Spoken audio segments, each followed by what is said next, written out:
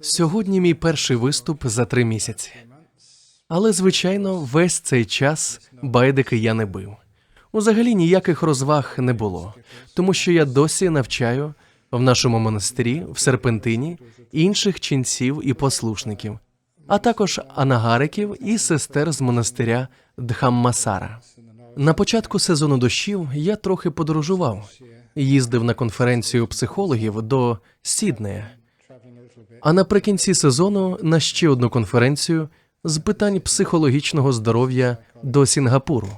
Тим часом я зробив добру справу для Австралії на великій конференції з усіма лідерами держави.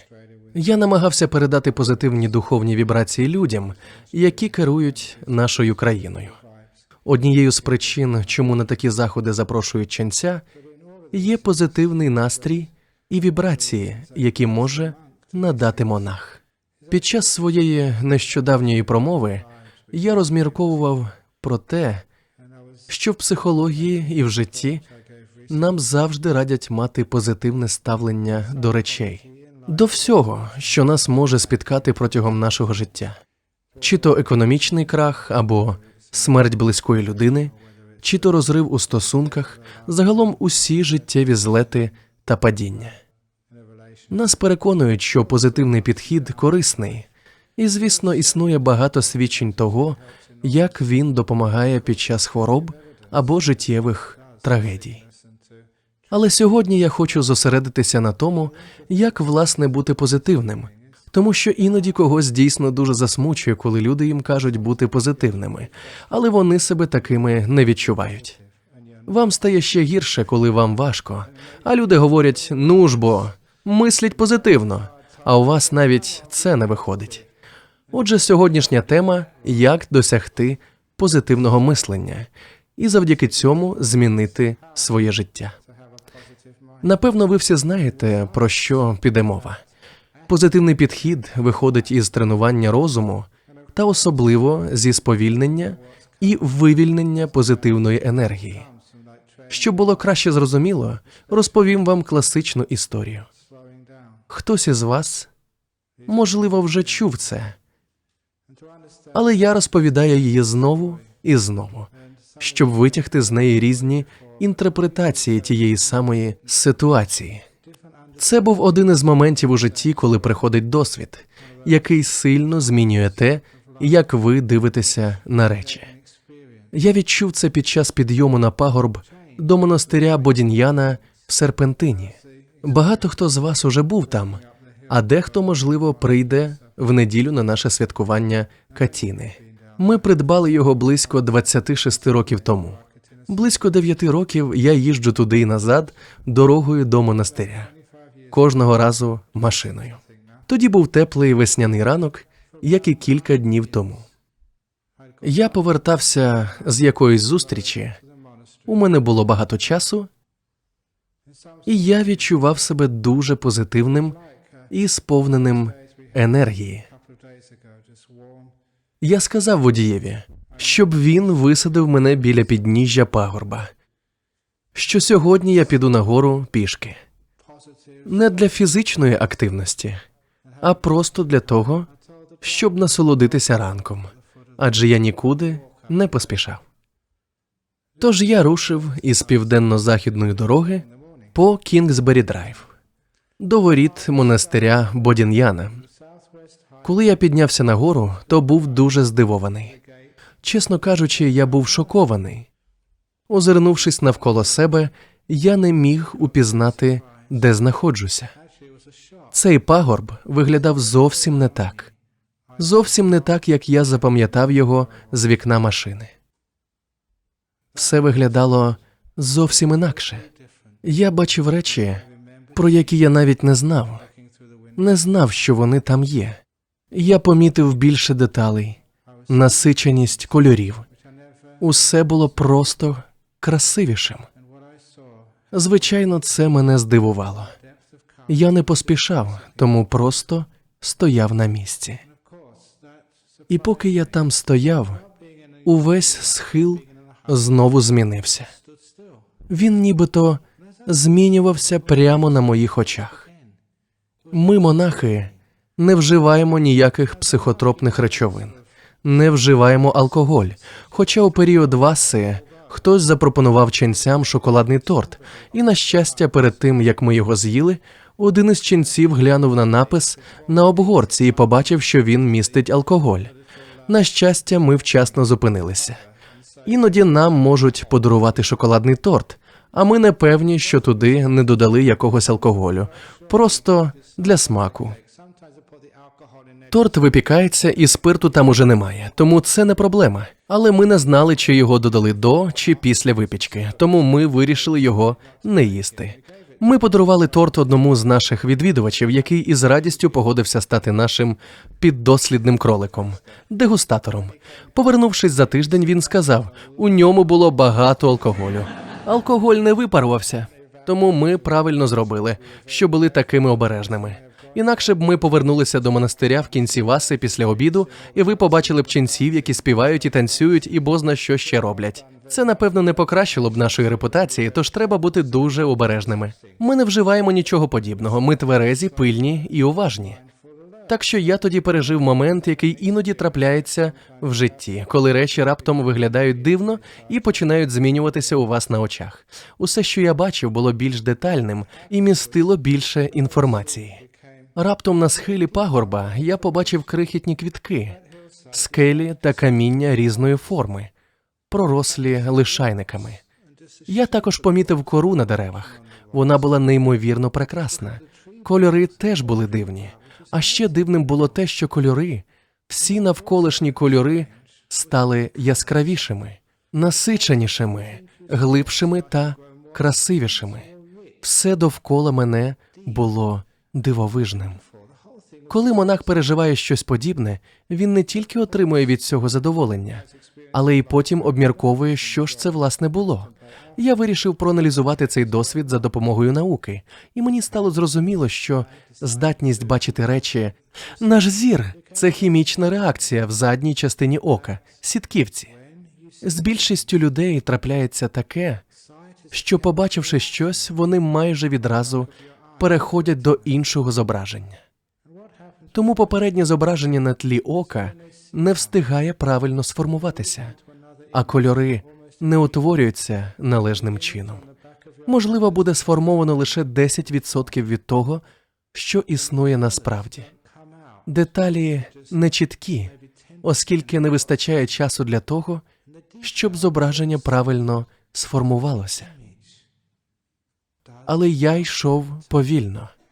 І для зображення на задній частині ока та для світла було достатньо часу, тому я міг побачити набагато повнішу картину з більшою кількістю деталей. Кольори були насиченішими, бо мали більше часу для прояву. Це проста фізіологія зору. Лише тоді, коли я стояв цілковито спокійно, мої очі мали достатньо часу для того, щоб повністю сформувати картину. І для того, щоб кольори, які були там весь час, могли повноцінно проявитися на задній стороні ока. А ще в мого розуму тепер було достатньо часу, щоб повністю проаналізувати цей досвід, як слід його оцінити, та на 100% насолодитися тим, що зі мною відбувається.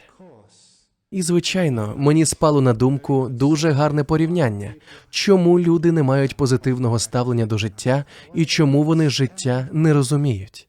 Тому що занадто багато людей живуть так, ніби вони їдуть у швидкісній машині, дивляться у вікно та дуже швидко переходять від однієї справи до іншої.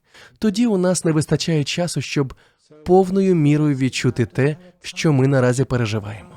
Ми встигаємо відчути лише 5 чи навіть 1% переживань, і нам уже треба переходити до чогось іншого. Зір, смаки, почуття – це все просто не встигає повністю сформуватися. Але коли ми йдемо повільніше, коли ми по життю рухаємося більш спокійним темпом, коли вибираємося зі швидких машин життя і їдемо на велосипеді, але навіть велосипед може виявитися занадто швидким. Злазьте з велосипеда та йдіть пішки, але ходіть повільно. Тоді ви виявите, що у ваших почуттів нарешті на все вистачає часу, а розум має можливість аналізувати все, що з вами відбувається. Ви побачите речі повною мірою. Ви отримаєте більше інформації, більше деталей. Спершу для мене це було несподіванкою, але тепер я розумію, що це частина того досвіду. Те, що ви бачите, відчуваєте, куштуєте, все те, що ви знаєте, стає дедалі прекраснішим. Таким чином, звичайна трава стає зеленішою, живою, яскравішою і насиченою. Зелений колір стає глибшим, але якщо дивитися з вікна машини, зелений колір буде пастельний, лише через те, що не вистачає часу. Після цього досвіду я, звісно, усвідомив, що це здебільшого те саме, що і сповільнитися під час медитації. Наприклад, під час курсу медитації або просто дати собі час на відпочинок, чи навчитися рухатися повільніше, коли це можливо. У нас є багато можливостей для цього. За таких обставин ви будете більше відчувати, отримувати більше інформації, і те, що ви побачите, буде яскравішим. Це позитивна психологія, тому що іноді пагорб може здаватися недосконалим. Можливо, там буде замало дерев чи недостатньо трави. Там просто звичайні австралійські кущі. А він мав би бути схожий на цілий японський або англійський сад чи ще щось. Але ні. Коли ви дійсно сповільнитеся і зупинитеся, ви побачите там цю красу. А тепер уявіть, що ви можете сповільнитися, зупинитися та побачити красу в інших речах навколо себе, які ми не встигаємо по-справжньому оцінити через шалений ритм життя. Наприклад, я, як монах, маю справу не лише з прем'єрами, як тут на острові Хейман. Іноді я спілкуюся з убивцями та гвалтівниками, коли йду до в'язниці. Бути монахом дивовижно. Ви бачите багато типів людей. Я зустрічаюся з насильниками, вбивцями, злодіями або людьми, які вчинили дійсно жахливі злочини. Щоразу трапляються дивовижні речі, тому що я вмію йти повільно. Я можу дивитися на людину так само, як на пагорб, і я помічу неймовірну красу трави. Я бачу скелі та речі, яких раніше не помічав. Я бачу кору на деревах.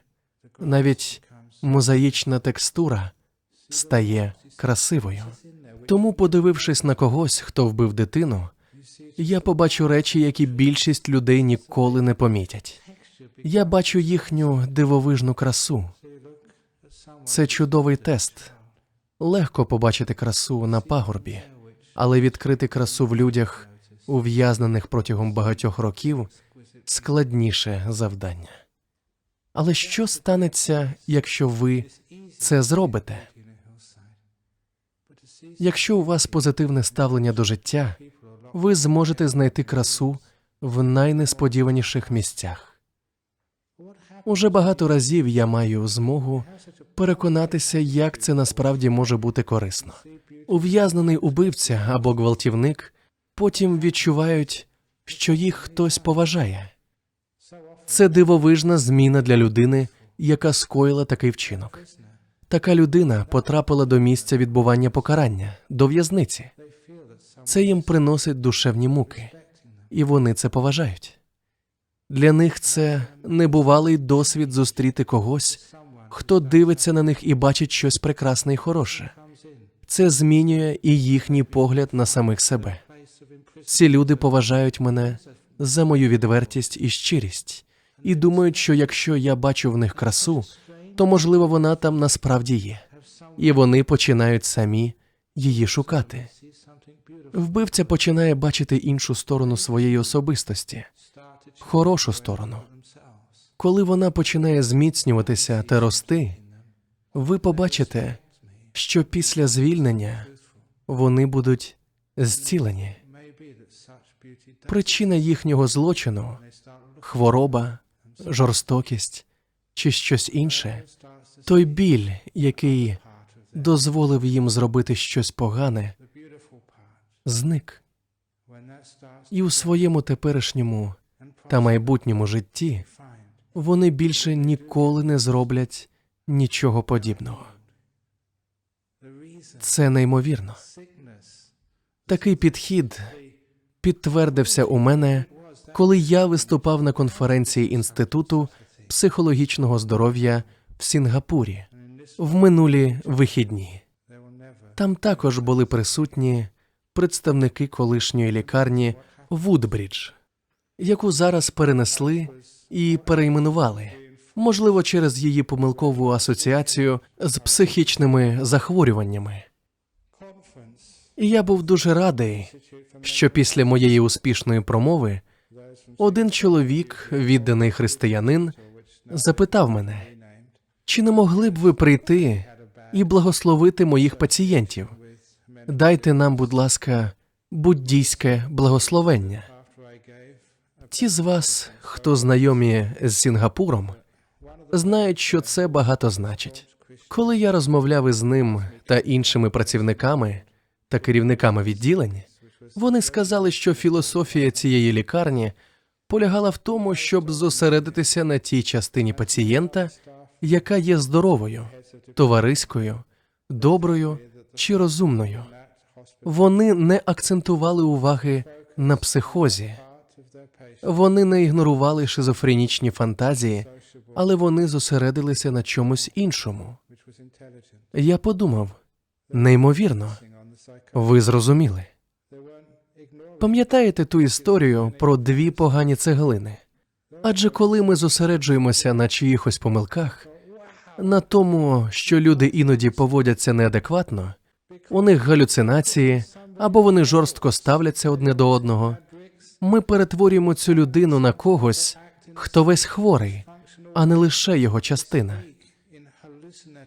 Позитивна психологія каже, не надавайте цьому значення, зосередимося на його іншій частині. Занадто часто ми зосереджуємося саме на дисфункції.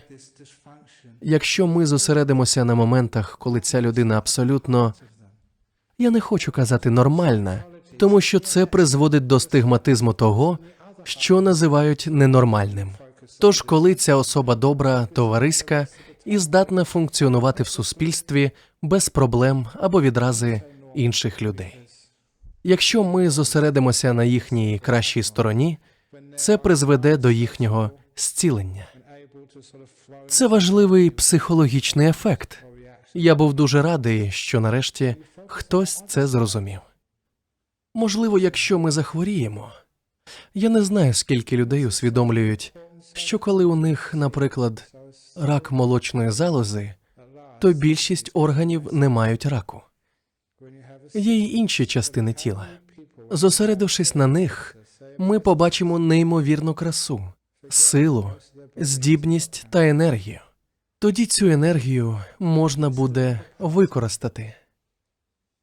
Використовуйте силу позитивних сторін хвороби, силу позитивної сторони чиєїсь поведінки. Я думаю, що багато людей інтуїтивно розуміють, наскільки це цілюще, як це допомагає. Я розповідаю про це, тому що хочу спробувати донести це до людей простими словами, щоб вони це запам'ятали. Якщо у вас є сад, і ви в ньому поливаєте бур'яни, то ці бур'яни продовжать рости і згодом займуть весь сад. Якщо ж поливати квіти, то саме квіти будуть рости та панувати у вашому саду. Те, що ви поливаєте, на чому зосереджуєтеся, те й росте у вашому житті. Це один з чудових способів подолати хвороби, трагедії, відхилення або психологічні проблеми, позбутися страждань та горя. Якщо ми зосередимося на печалі, її причині, на нашій проблемі, то, звичайно, вона буде лише погіршуватися. Я це помітив. Саме сьогодні мені про це нагадали, бо я їхав до міста і проїжджав повз Observation City в Скарборо, де деякий час тому виступав із доповіддю на конференції про горе та втрату. Багато з вас вже, напевно, помітили позитивне ставлення в буддизмі. Ми вчимося, як відпускати речі і як подолати біль від утрати близької людини. Ми відпускаємо її так само, як і цей біль, та рухаємося далі. Ми намагаємося змінити наше сприйняття. Пам'ятаєте ту стару історію про концерт? Ми сприймаємо життя як концерт. Я завжди дуже любив концерти і ніколи не плакав, коли вони закінчувалися. Вам відома ця історія. Але одна пані підійшла до мене після моєї промови і гірко скаржилася. Вона дорікала мені: по-вашому, я не повинна сумувати? Відчувати скорботу неправильно? Ви знецінюєте моє горе. Так вона мене звинуватила. Вона була поглинута своїм горем і перетворювалася на пані Смуту, хоч і не звалася такою. В цьому полягала вся її особистість. Вона побувала на багатьох подібних конференціях і отримала велику підтримку від своїх друзів. Такою вона була. І вона не хотіла відпустити свій жаль. Якщо хтось занадто довго живе в негативі, вони настільки до цього звикають, що самі на нього перетворюються. У буддизмі це називається прив'язаністю. Їх це поглинає. Я – жертва. Мною зловживають. Я – людина, з якою сталася така трагедія. І оскільки вони так до цього прив'язуються, то їм не хочеться це відпускати, навіть якщо це спричиняє біль. Для тих, хто в це не вірить, є чудова історія. Це одна з останніх історій у книзі «Відчиняємо брами свого серця». Я цю історію вже давно не розповідав на публіці. Це історія про хробака в купі гною.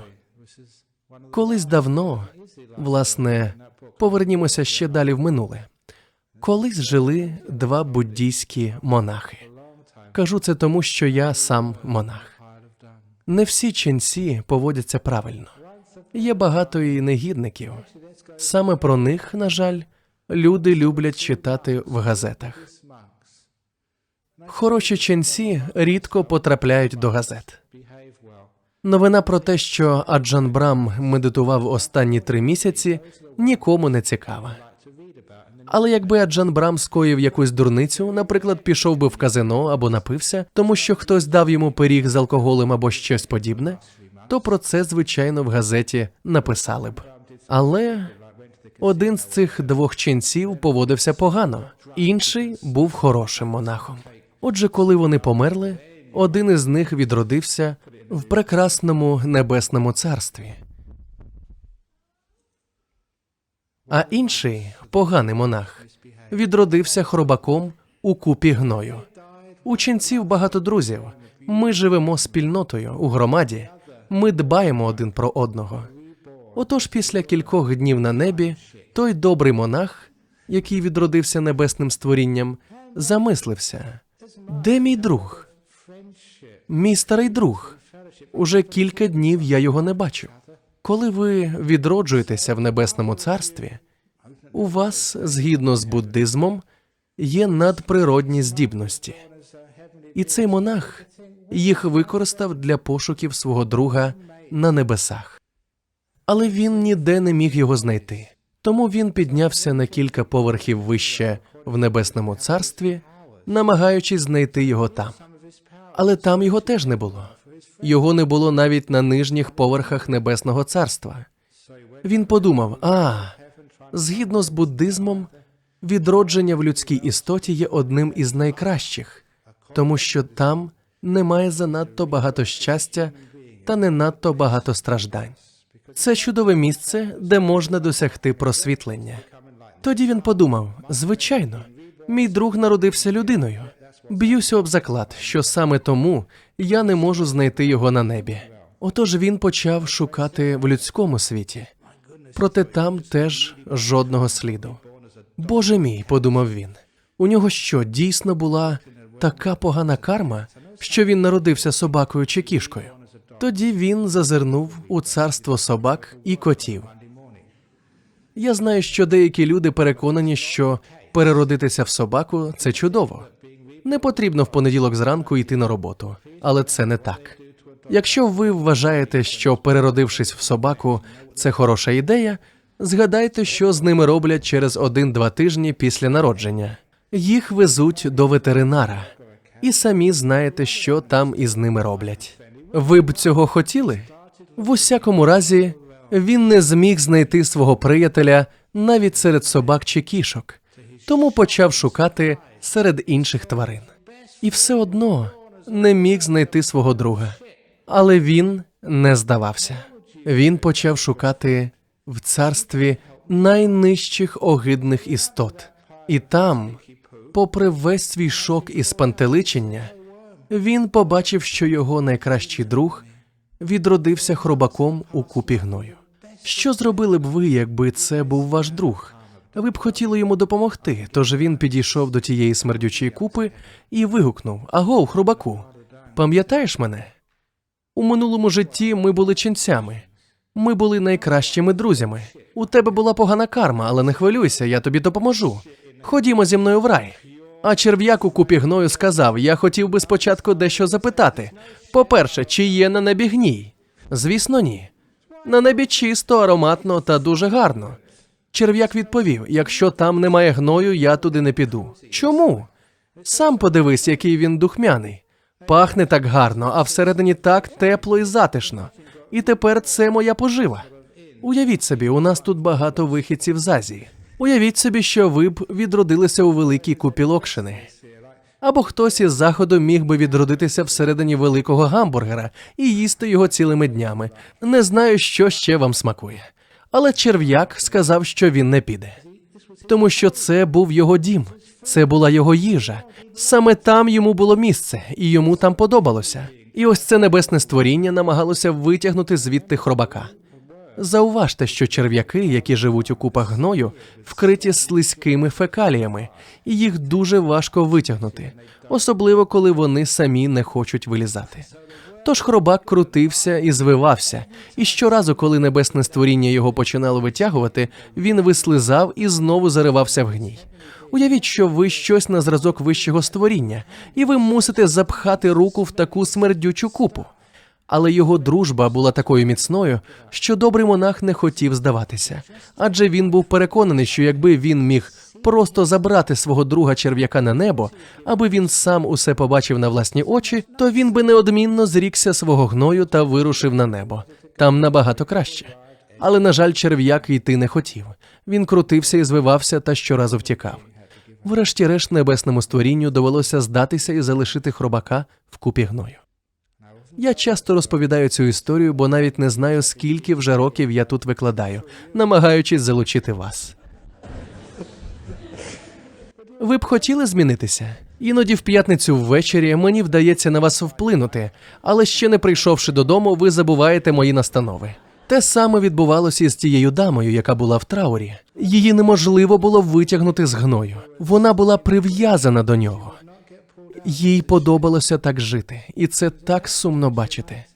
Але як з цього можна вибратись? Позитивна психологія має свої нюанси. Недостатньо просто думати або пояснювати.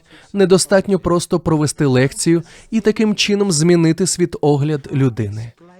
Люди самі мають це відчути. Ви маєте усвідомити, що це гній, і єдиний спосіб зробити це – дізнатися більше, сповільнивши свій темп. Тому що чим повільніше ми йдемо, тим глибше бачення світу ми маємо. І чим глибше ми бачимо, тим більше відкриваємо для себе дивовижну, позитивну сторону життя. Я знаю, що і науковці в Сінгапурі, і психологи в Сіднеї кажуть, що однією з найбільших епідемій є не СНІД чи рак, а депресія. Напевно, і тут є багато людей, які приїхали сюди через депресію, чи то минулу, чи теперішню, чи майбутню.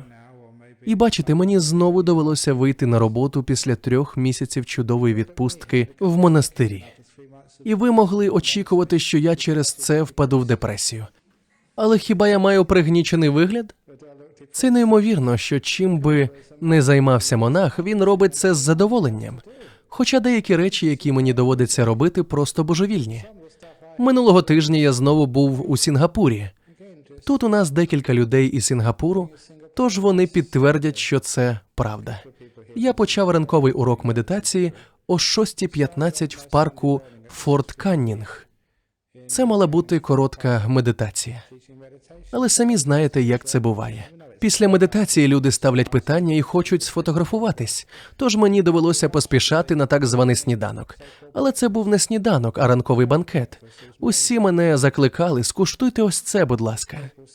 З'їжте це, будь ласка, адже я приготувала це спеціально для вас, Аджане. Тож зараз, як ви бачите, я став товстим ченцем, але це не моя провина. Вони змушують мене, умовляють і тиснуть на мене. Якщо ви мені не вірите, проведіть зі мною один день, і ви побачите на власні очі. Тому мені довелося з'їсти весь великий сніданок, а потім поспілкуватися з людьми. А потім, щойно це закінчилося, я пішов на ранкове служіння в буддійське товариство, де мала бути годинна промова, але вона затягнулася через запитання від публіки. Після цього мав бути обід. Але під час обіду люди підходять до мене і просять автограф у книжці. Ставлять багато запитань, тому що в них серйозні життєві проблеми. І я надаю їм безкоштовні консультації. Я намагаюся класти ложку їжі в рот і одночасно радити щодо проблем у шлюбі. І в мене дійсно виходить. Після обіду я мусив поспішати на 4-годинний семінар, де мали бути промови та запитання. Але він, звісно, розтягнувся на 5-6 годин і закінчився близько 8:00. Потім мені довелося піти до гольф-клубу, де проходив запуск нової освітньої програми, і провести ще одну промову. Я добрався до ліжка вже майже опівночі. Якби хтось побачив цю щоденну програму, він назвав би це тортурами. Amnesty International, ймовірно, подала б до суду на буддійське товариство Сінгапуру за порушення прав людини, воєнні злочини. Але я, звичайно, отримував задоволення від кожної хвилини. Це тому, що я не дивлюся на це з негативного боку. Чому саме я? Чому я змушений усе це робити? Я дивлюсь на позитивну сторону цього, усвідомлюючи причину, чому я можу це робити. І я бачу красу в чому завгодно. Я знаходжу красу в ув'язнених або навіть в онкологічному відділенні. Це завдяки здатності сповільнитися так, що краса починає виділятися. Тоді її легко побачити. Вона прямо перед вами.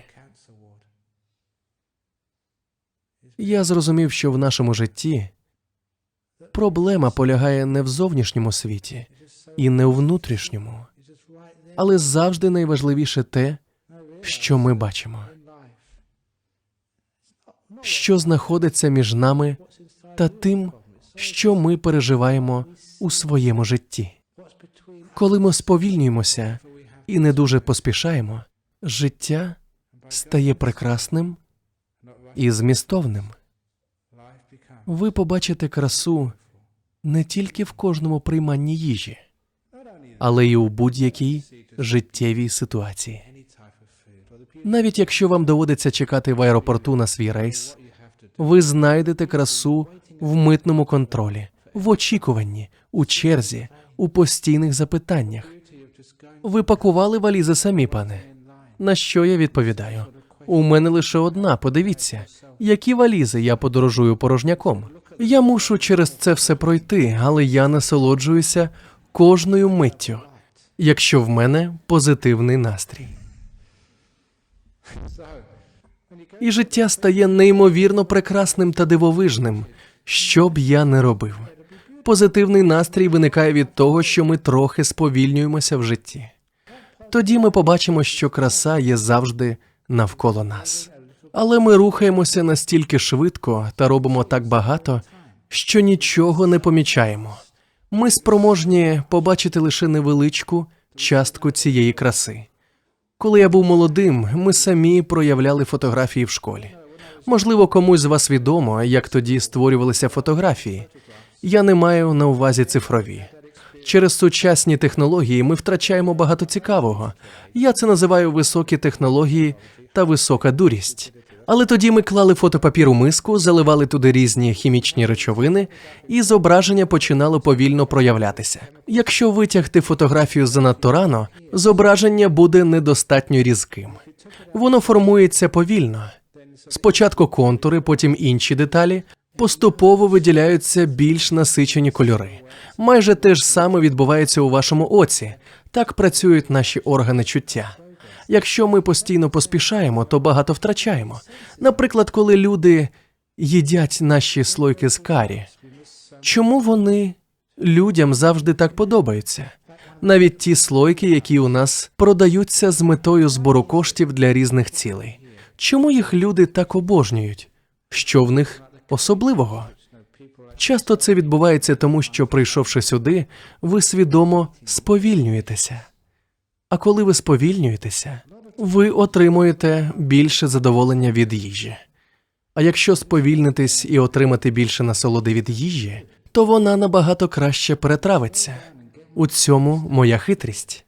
Якщо у когось є проблеми з травленням, спробуйте сповільнитися. Особливо перед та безпосередньо під час вживання їжі.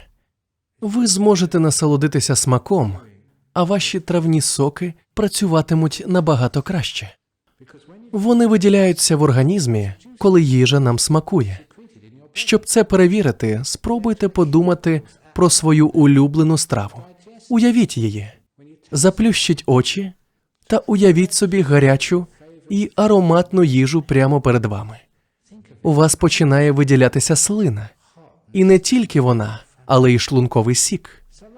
Пам'ятаю, як я дізнався про це, коли багато років тому в одного з монахів мого колеги були проблеми з травленням. І він пішов до місцевого лікаря. Це було в Таїланді. Лікарі вирішили провести пасаж барію.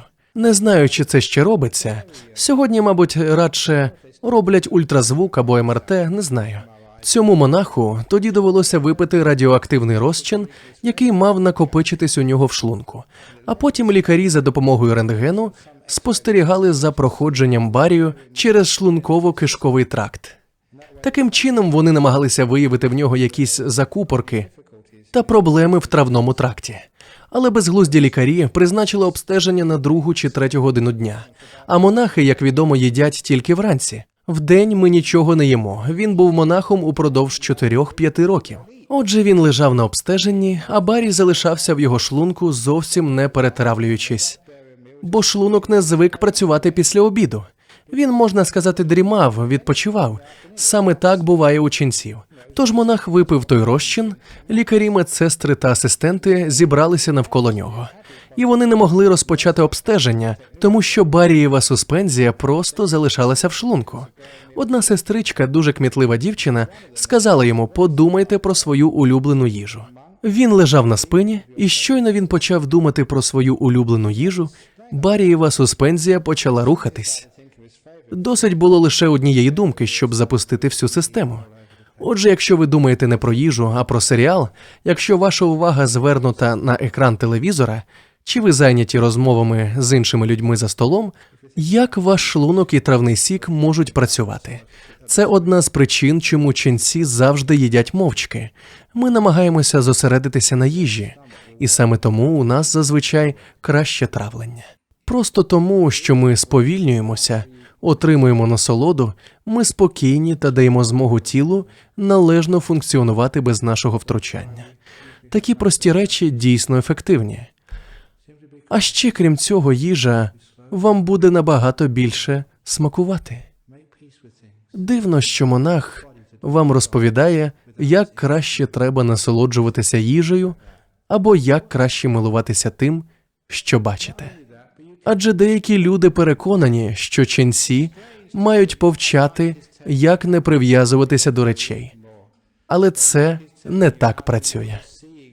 Буддизм – це шлях до щоразу більшого щастя. Це щастя, однак, походить від спокою, від природного щастя, а не вимушеного. Тому я обожнюю бути монахом. І я щасливий монах. Мені це подобається. Інші монахи у нас в монастирі також щасливі.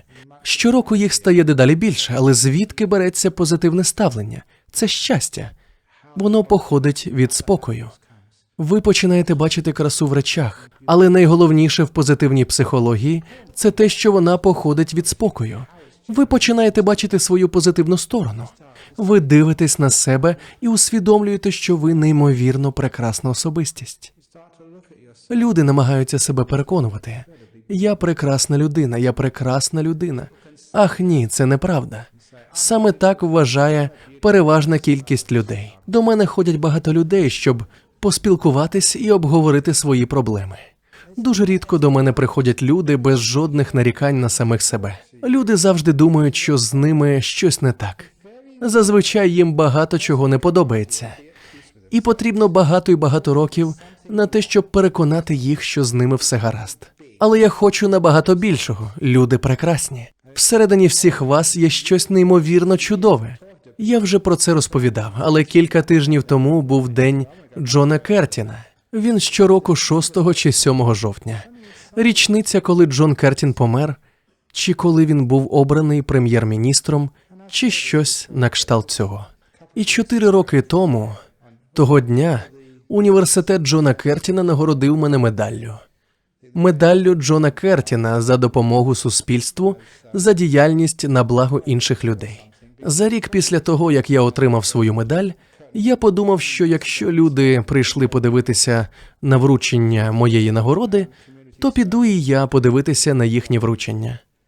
Тож я прийшов на церемонію з думками, що я просто виконую свій обов'язок. Але я був дійсно вражений тим, що я там побачив. Тому що там були люди, які зробили дуже багато хорошого для світу та особливо нашої країни, і були за це нагороджені. Щоразу я дивувався тому, скільки люди віддають та допомагають іншим. Це мене надихнуло, тому я почав ходити туди щороку. Кілька тижнів тому нагороджували жінку, яка зробила дуже багато для місцевої громади Каламунди. Але коли їй віддали медаль, вона промовила: «Я не знаю, чому ви нагородили саме мене. Є багато інших людей, які заслуговували б на цю медаль більше, ніж я. Навіть у моїй команді деякі люди працюють набагато більше, ніж я. Я засновник і керівник організації, але вона почала говорити речі в такому дусі, а я подумав, ну знову починається, чому ви не спроможні побачити, що справді заслуговуєте на цю нагороду? Тому що, коли я слухав про те, що ця дивовижна жінка зробила, скільки вона пожертвувала і допомогла, безкорисливо упродовж усіх 30-40 років свого життя, я думав, що вона дійсно заслуговує на цю нагороду. Але чи могла вона сама визнати, що заслуговує на це? Ні. Я зробив те ж саме, коли отримав нагороду. За що, заради Бога, ви мені її даєте? Багато інших людей роблять набагато більше, ніж я. Я теж не бачив краси у собі. Насправді я мав вийти та сказати: щиро дякую, я заслуговую на цю медаль. І це було б правдою. Я її заслужив. І та жінка також. Чому ж ми не можемо прийняти похвалу? Тому що ми маємо жахливе відчуття власної неповноцінності. Нам втлумачують, що ми завжди маємо визнавати свої помилки, але ігнорувати свої сильні сторони. Не дивно, що люди так хворіють. Коли ми робимо помилку, ми думаємо про неї, відчуваємо докори сумління, намагаємося все виправити. А якщо ми зробимо щось хороше, ми думаємо: ні, у цьому нічого особливого. Я здавався б дуже пихатим, якби постійно зациклювався на своїх сильних сторонах. Ви не будете пихатим, якщо отримаєте похвалу, приймете її, визнаєте. У вас буде велике серце. Не велике его, а велике серце. Це симптом того, що ми називаємо низькою самооцінкою. Неспроможність бачити себе такими, якими вас бачать інші. Невміння хвалити себе, цінувати та бачити в собі красу. Це все прийде, якщо ви сповільните темп. Ви побачите не тільки красиву траву на схилі пагорба. Коли ви сповільните темп і подивитеся на себе, ви будете абсолютно вражені тим, скільки краси ви побачите всередині себе. Ви ніколи її не помічали, тому що ви живете занадто швидко, щоб її побачити. Коли ви сповільнюєтесь, відбуваються дивовижні речі. Ви розквітаєте, ви розкриваєтесь, і щось всередині вас чого ви ніколи раніше не бачили, раптом з'являється прямо перед вашими очима. Щось прекрасне, красиве, казкове. І ви дивитеся на себе та думаєте: отакої, зі мною все нормально. Власне, більш ніж нормально. Дивовижно. Чому це так важко прийняти? Навіть саму думку про це. Дехто з вас кривиться, лише думаючи про те, що себе можна вважати чудовими, дивовижними, прекрасними. Ви можете це зробити, і тоді це станеться. Отже, коли люди починають сповільнюватися, медитувати і жити спокійнішим життям, вони починають набагато більше себе поважати, навіть захоплюватися собою.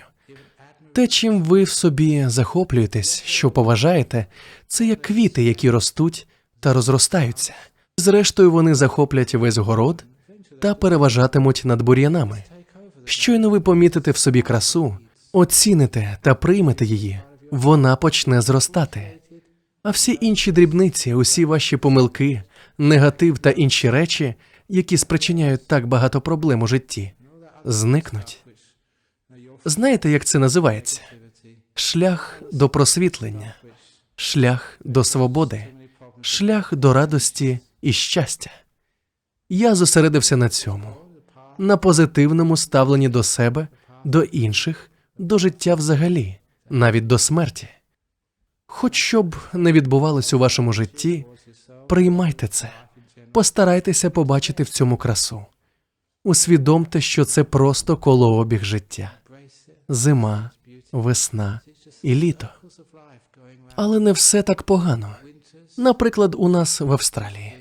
Наприклад, що стосується світової економічної кризи. Колись у зовсім іншому контексті мені дехто навів чудове порівняння, про яке я потім розповідав у таких місцях, як Сінгапур, де люди завжди дуже стурбовані своїм фінансовим становищем. Я сказав їм, що це схоже на фінансову зиму, тому що я народився в північній півкулі та добре пам'ятаю зими в Англії. Взимку ти виходиш на вулицю та не бачиш жодного листка на деревах. Усі квіти мертві, нічого живого. Навіть тварини впадають у сплячку та ховаються під землею. Посеред зими, за межами Лондона, усе було сірим і мертвим. Дерева в лісі були схожі на скелети. Нічого живого не було навколо. І надії не було. Було холодно і мертво. Ландшафт зів'яв, як під час економічної кризи. Але знаєте що? Під землею, я знав це, адже я бачив це багато разів, під землею було насіння, тварини, було життя. Яскраве життя, яке просто чекало. Воно чекало свого часу.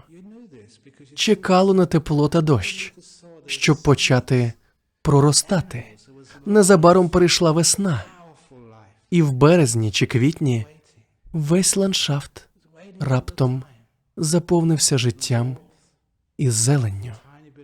Всі тварини повилазили та почали спаровуватися і робити різні речі, які монах не повинен бачити. Але це життя. Це те, що побачили б і ви. Усе те, що раніше було мертвим, холодним, безнадійним, зів'ялим, тепер наповнилося пульсуючою енергією, життям і красою. Так відбувається з усім у житті. Через ці цикли ми всі проходимо. Економічна криза – це як зима. І ви добре знаєте, що після зими завжди приходить весна. Це колообіг світу. Нам це відомо, але ми іноді забуваємо. Зимою легко піддатися депресії. Але той, хто більш досвідчений, сприймає зиму як прекрасну паузу. Життєву паузу, коли багато людей змушені зосередитися на чомусь важливішому, ніж економічна діяльність. Це час для спогадів.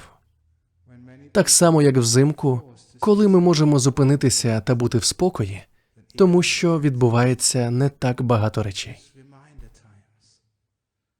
Коли ви бачите красу в мертвому дереві, красу в безжиттєвому пейзажі, бачите спокій і життя всередині цього всього, тоді ви усвідомлюєте, що це лише одна частина кола.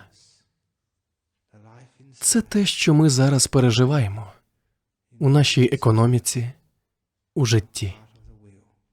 Такі речі, як рак, смерть, закоханість, одруження, розлучення, народження дітей – це все життєві цикли.